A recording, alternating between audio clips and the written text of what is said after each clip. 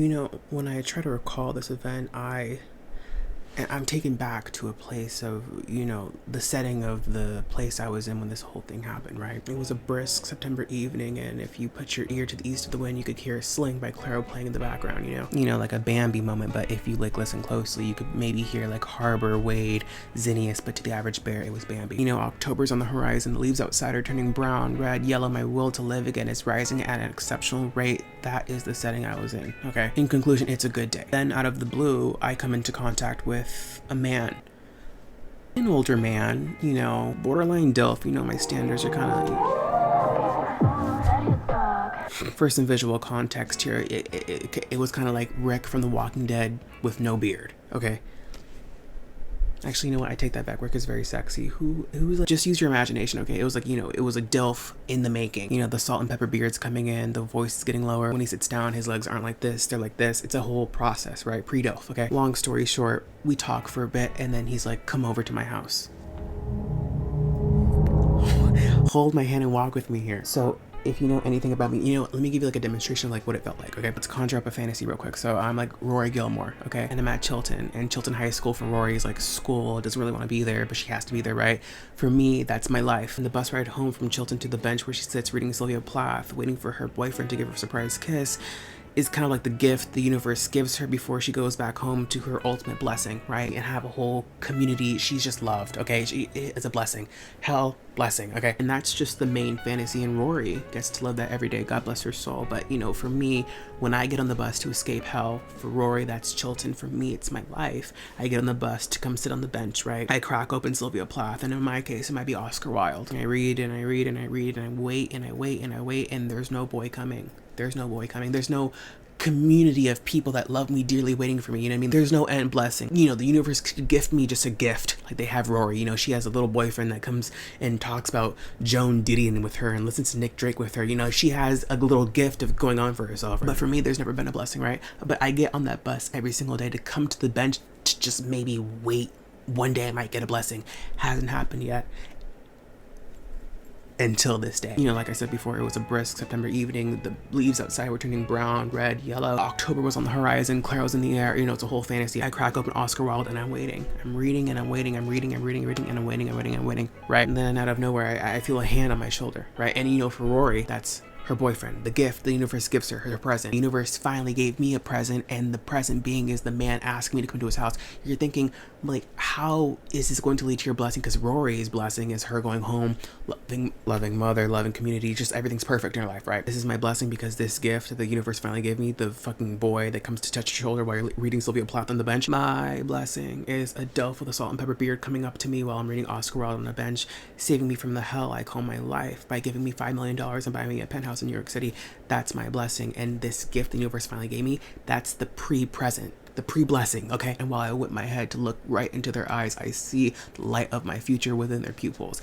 That is what I've been waiting for. That is my blessing that I finally got. And on that day, that's what for example, it felt like, Azula watching the walls of Ba Sing Se fall down. It's that feeling of fuck. So fast forward, I end up going to his house. Now hold my hand and walk with me here. So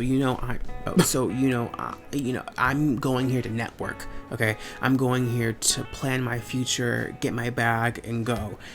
If he's expecting me to suck his that could happen after $5 million is deposited in my bank account. Let's just really think about the cards we're dealt with here, okay? So you have me, dainty little gazelle, 5'5", fertile, right? Yearning for an escape, eagerly waiting for a salt and pepper DILF to come take them away. The opportunities are endless, and one just happened to drop in front of me, right? We have that whole going on. But then we have the DILF in question, well, pre-DILF, I should say. They're conjuring up a quasi fantasy. They may or may not have $5 billion to give me. Questions are arising, right? But the part that not many dainty little fertile gazelles like myself think about is, their intention. So let's break that down. One, let's get this one out of the way. What if he's a psychopath that wants to kill me? That's always a risk, right? But this is a risk I'm willing to take because $5 billion is in question here. He's a pre-DILF, salt and pepper beard. The possibilities are endless. You have to walk with me here. 2, which is what I don't want, but is most likely the case. He wants a dainty 5'5" fertile gazelle like myself to suck his every now and then. And, that would be fine.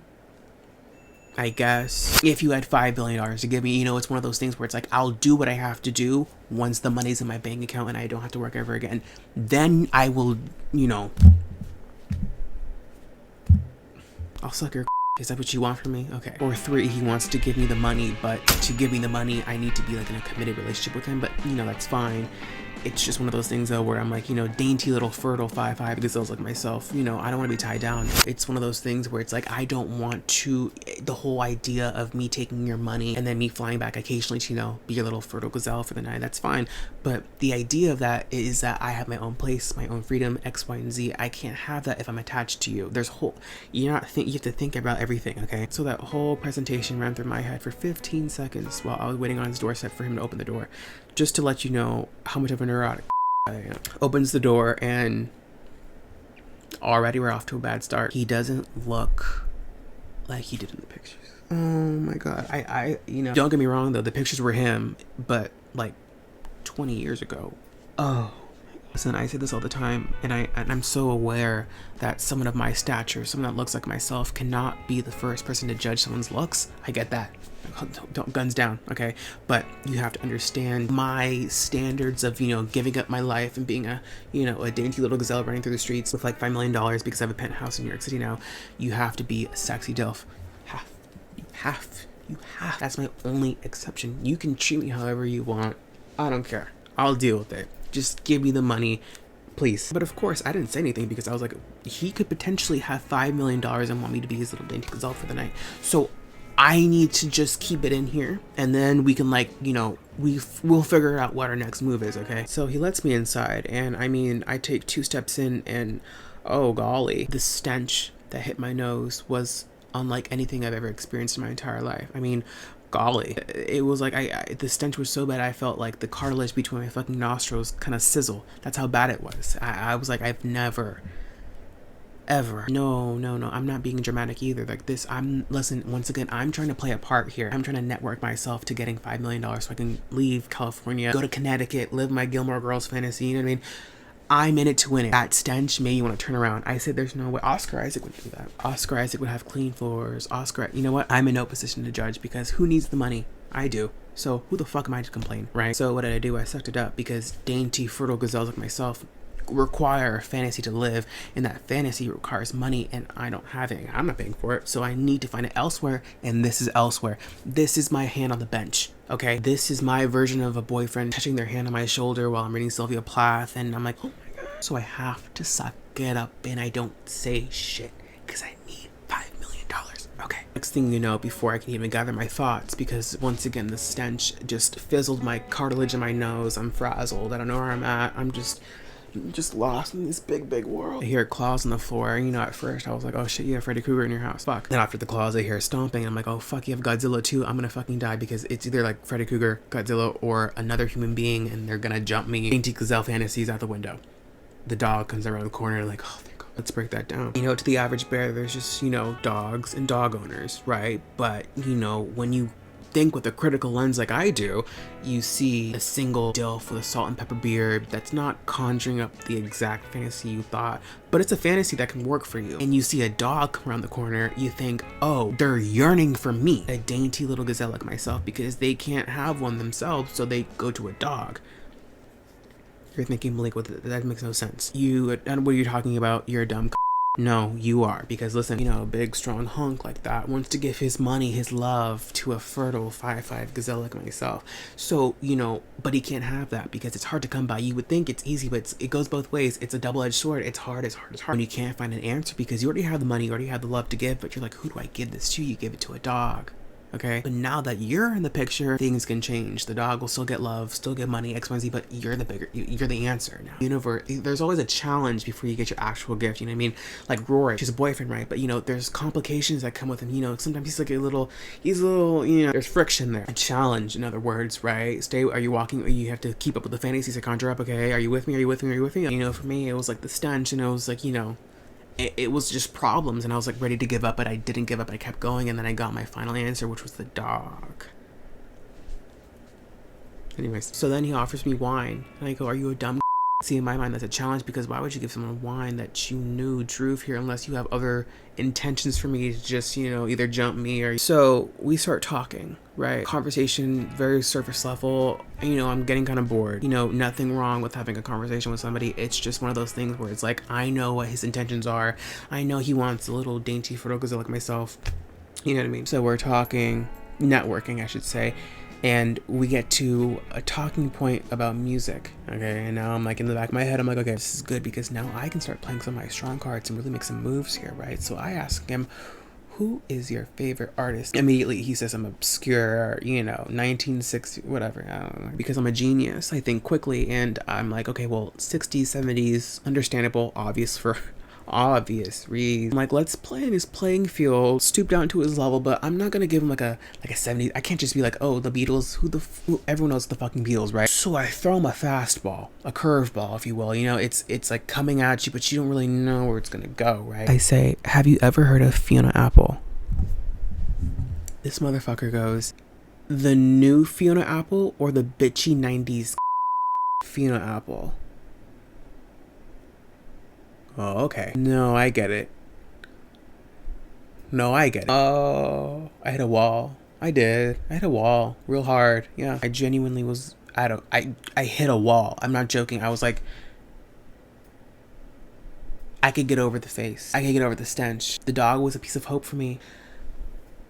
But Fiona Apple, shut the fuck up. Let's just put a pin in this video real quick. What the fuck do you mean by that? The new Fiona Apple or the bitchy 90s Fiona Apple? Oh, I don't know if anyone knows who Fiona Apple is, and don't say you don't, because that's not an invitation for you to say no, you have no clue, because I'll have to kill you. The only answer is yes, and if you can't say yes, you need to go pause this video. Don't close the tab because I need the engagement. Go listen to When the Pond and fetch the bolt cutters and come back and say yes. That's the only option you have, okay? Anyway, so what he's referring to, 90s bitch Fiona Apple, those words genuinely burn coming out of my throat. Miss Apple had a little speech at the MTV Awards back in the day, and it was about, being your own person, fuck celebrities, the whole thing, right? A lot of people didn't like it, and I kind of forgot that he was, alive then, and I guess he didn't like it. But my thing is, like, as a gay man... Anyway, I don't want to talk. It's whatever. So the urge to get up was quite strong, one could say, because that's off limits, don't you? So I pretend like I don't hear the answer, because once again, I'm a dainty fertile gazelle craving a fantasy that I can't provide for myself quite yet. So I'm here for a reason, okay? And as much as I love Fiona Apple, I have to swallow my pride and my ego and bend the knee a little bit, okay? I pretend like I don't hear the answer, and I ask him, do you know who Mitski is? And he goes, oh, I have no idea. And I go, perfect opportunity, let's go listen to her song, Where's Your Computer? So we both get up. So we go to his living room, and I lay my eyes upon a gorgeous, just stunning Mac setup. Display, monitors, it's a whole thing. I was like, oh golly. The potential just went through the roof just now. I was like, okay, maybe, once again, these are challenges of, the whole Fiona Apple comment, which really just, all these are challenges to get to the place I need. I'm really hopeful. I'm genuinely hopeful. I really am. A dainty, fertile 5'5" gazelle. It's gonna get her fantasy. Come on. So we log in, open Apple Music, and we play a song. I play a song, and I play the song A Pearl, because I'm real as fuck. So while A Pearl by Mitski is playing, I ask him about his job, because I'm just a dainty 5'5" fertile gazelle, just lost in this big, big world, and I'm just yearning for a strong hunk man like you to come take care of me with your big boy job, right? Yeah, of course. So I ask him, and then he tells me, oh, I work in IT. Got it. I'm not joking when I say I had to turn my face, because I was smiling so hard. Not because I was like, making fun of him or to what he thought. Probably I was like laughing at him, but no. This was a smile full of joy for my future. I was like, oh my God, there's no way I landed this, because I said IT, as in like Silicon Valley IT computer science stuff. And he goes, yeah. Ugh, my panties started sliding to the floor right then and there. I sound like a gold digger. I swear I'm not. But, like I keep reiterating, when you're a dainty 5'5" fertile gazelle like myself, you have to use your resources. And I'm pretty sure he wants to use me as a resource too. Whoa. Listen, he gets what he wants, I get what I want. a transaction, it's business, okay? I want this glorious fantasy that I don't want to pay a dime for. I have to do my part, and this is my part. And I just found the key to the door. We talk about his job for a bit. We talk about the song that just played by Mitski, and he really likes her and the music, and he adds the entire album to his library. We start talking about movies. We love the same movies. I mean, I was like, I found my answer. I got my blessing after years of searching for. Oh my god, they just. Then I couldn't get any better. But then, you know, something shifts. Just like a little bit after the information I received. It was like, you know, before it was like I was a Zula watching the walls of Ba Sing Se fall down. You know, I got what I want, you know, I won, this is it. And then I transformed from a Zula after hearing this information to a local in the Earth Kingdom, and now I'm watching the walls of Ba Sing Se fall down, and I'm like, oh golly. You know what I mean? So we're talking about movies, like I just said. And, you know, some movies we both love. Some movies he hates and I love. And some movies he likes, I don't like. You know, it's a whole thing, right? By the way, he hates the Grand Budapest Hotel and Star Wars. So I was like, After going through a plethora of films, we finally get to Dune. And, you know, to the average bare knowledge. So, you know, one might understand that it was starring a certain somebody called Timothée Chalamet, okay? Actually, you know what? Hold on. I'm gonna get him for this. I want him to sit. So we start discussing, you know, the technicalities, cinematography, production, writing, you know, the whole thing. Then, you know, we get to the cast and, you know, Zendaya, Oscar Isaac. Then we get to Timothée Chalamet. The entire time we're talking about Timothy, I clamp my tongue because I'm not trying to fumble my bag. I need my Connecticut Gilmore Girls fantasies so bad.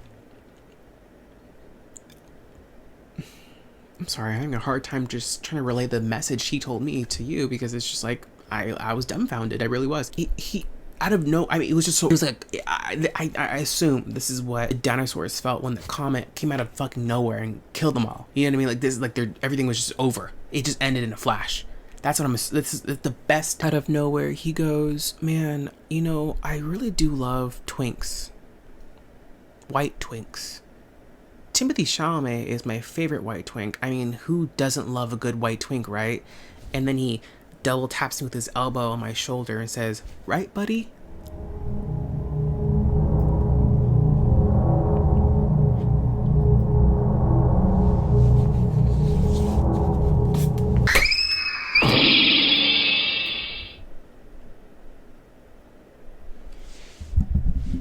I really do wish I was lying. I wish I was conjuring up a fake story, just lying on my asshole. I really do, but no, that happened. It was real. So maybe we can just like try to break that down real quick.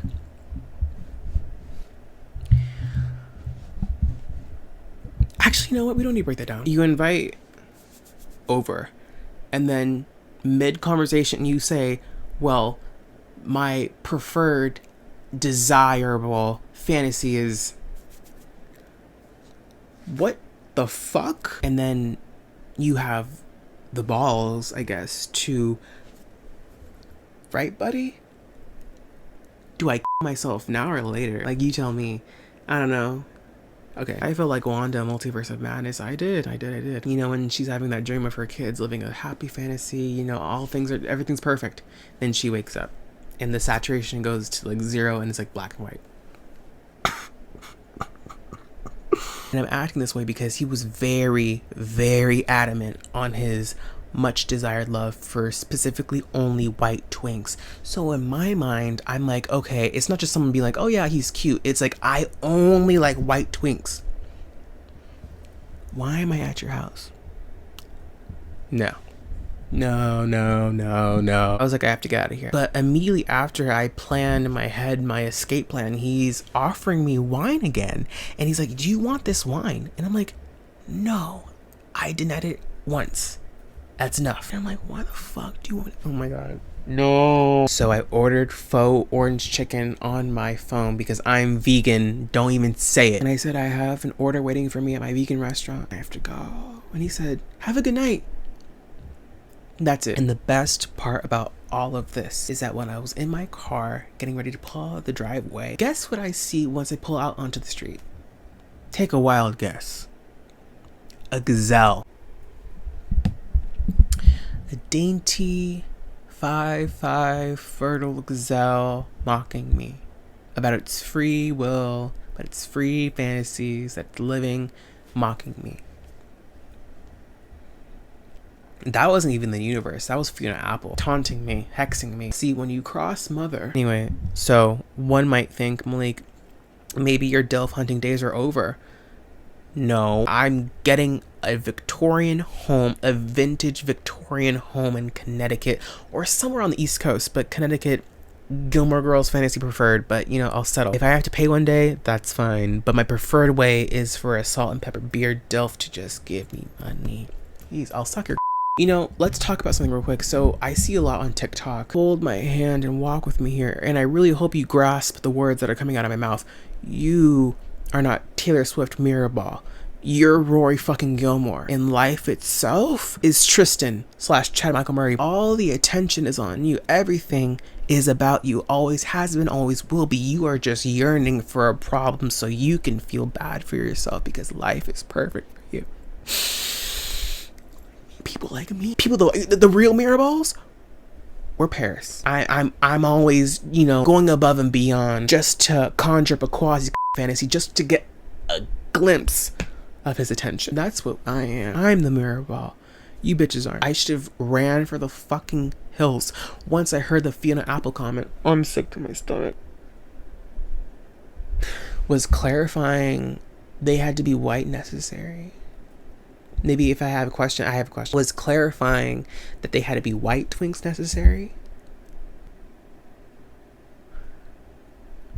I feel like in New York I might have better luck.